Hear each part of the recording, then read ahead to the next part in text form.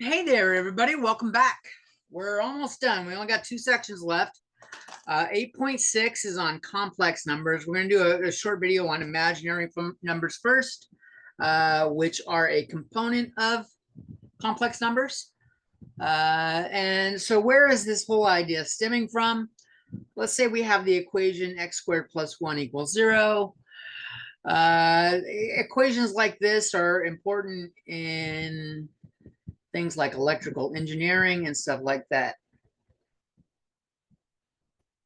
Equations like this are important in the modern world, let's say.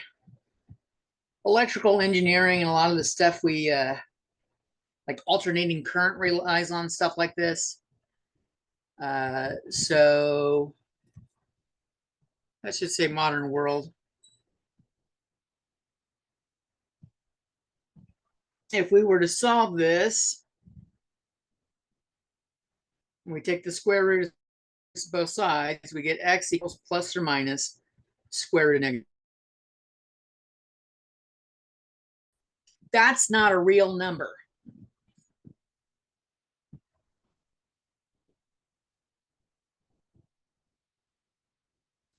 But we need a solution here.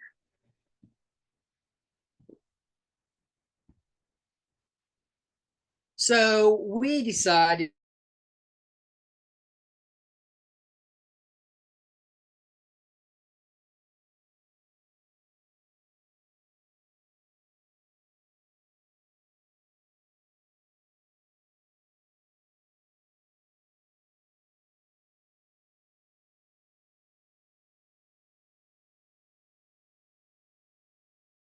it's not a number that you can count to or ever use in a like a calculator. So that's why they're calling it imaginary. In physics and many of the sciences,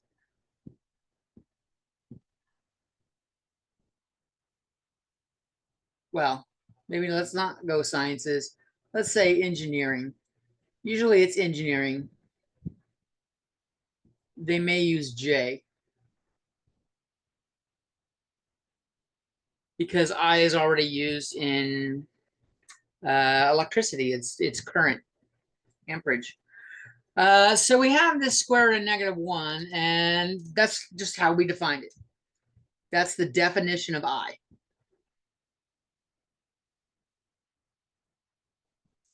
This is important. All right, so you can actually see it over here. If we start going through the powers of this, I equals the square root of negative 1. If I square I, I've got the square root of the negative 1 squared. And the square root and the square just cancel out, and this is just negative 1. And if I have I cubed, this is I squared times I. And I squared times I is negative 1 times the square root of negative 1, or negative I.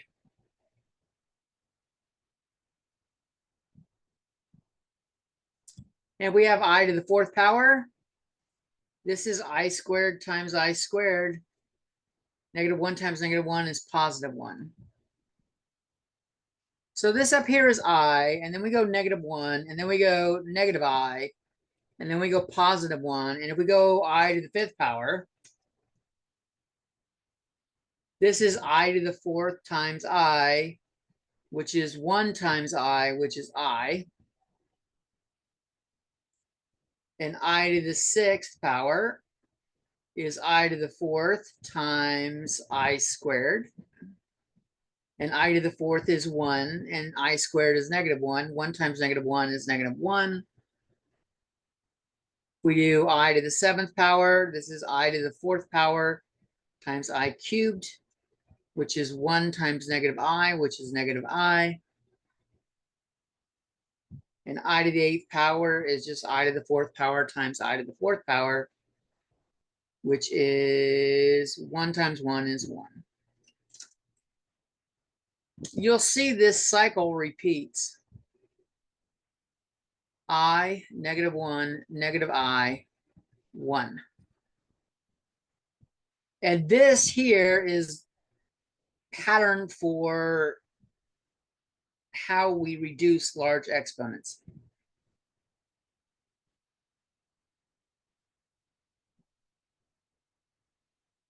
Large exponents on I. You want to divide out a multiple of 4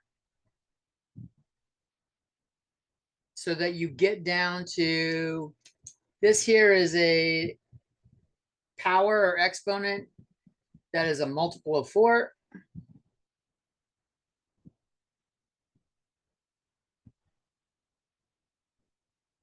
And here's the remainder.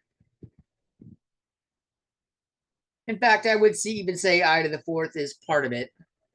We could have done I to the 8th as just I4 squared, but I was showing a pattern here. Let's go through and do some simplifying and some practice of using some of this stuff. Okay. So let's simplify.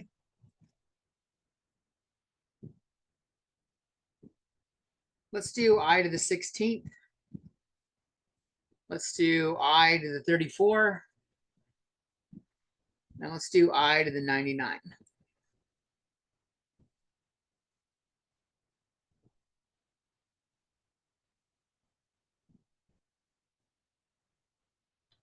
So I to the 16th is I to the 4th power to the 4th power.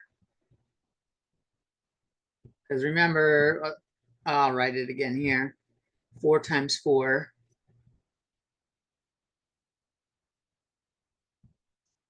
And this is just 1 to the 4th power, which is 1.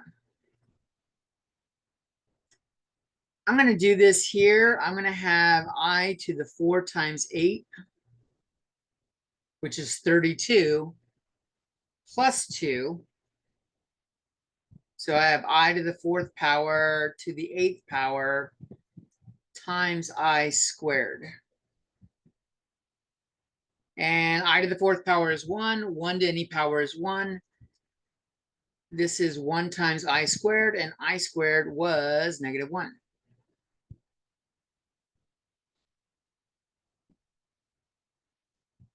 Here, we're going to do the same thing. If we do 4 times 24, this is 96. I came to that quickly because I did 4 times 25, which is like 4 quarters. That would be 100. And then I subtracted 1. And then I have another 3. This is I to the 4th power raised to the 24th power times I cubed. I just have I cubed here, which is -I.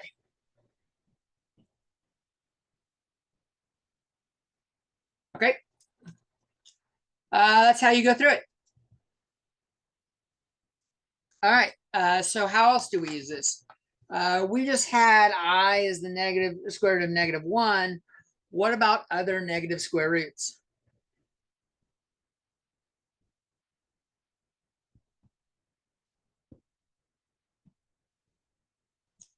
So if we have, like, let's say C is a positive number.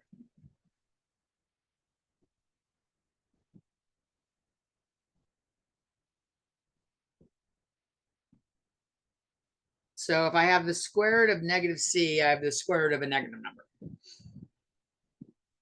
I can treat this as the square root of -1 times C. And then I can split this up like this using the rules of radicals that we've been doing. And this becomes I times the square root of C.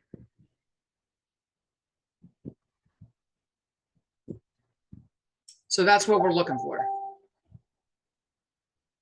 Okay, let's do some examples here.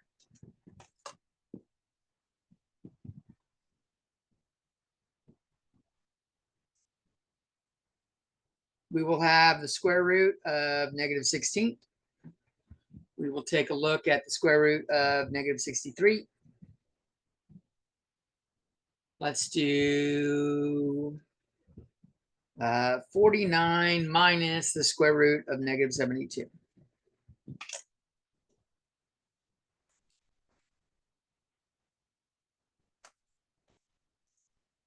So I'll do the first one, and then I want you guys to pause it and try the next ones. This is the square root of -1 times the square root of 16, which is I times 4, or 4I.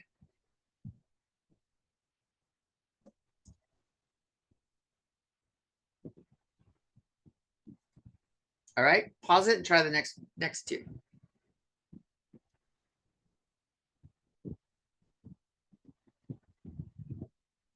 I will assume you did. This is the square root of -1 times the square root of 63, which is I times the square root of 9 times the square root of 7. And this is 3. So I get 3 times I times the square root of 7.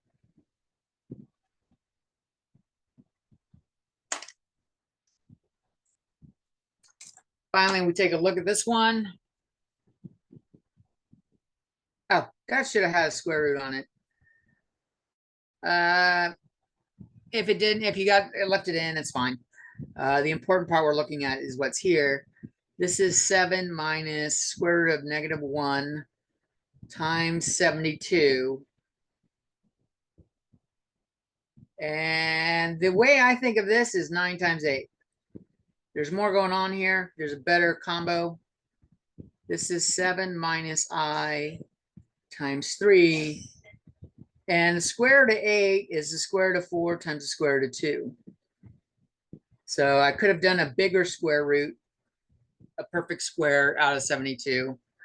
But a lot of people don't recognize this as 36 times 2. So I have the 9 times 4 separately. I've got 7 minus I times 3 times 2, square root of 2. I end up with 7 minus 6I, square root of 2. And this is going to lead us to our second video. 8.6b is going to be on complex numbers that come in the form a plus bi. All right, be right back. Peace.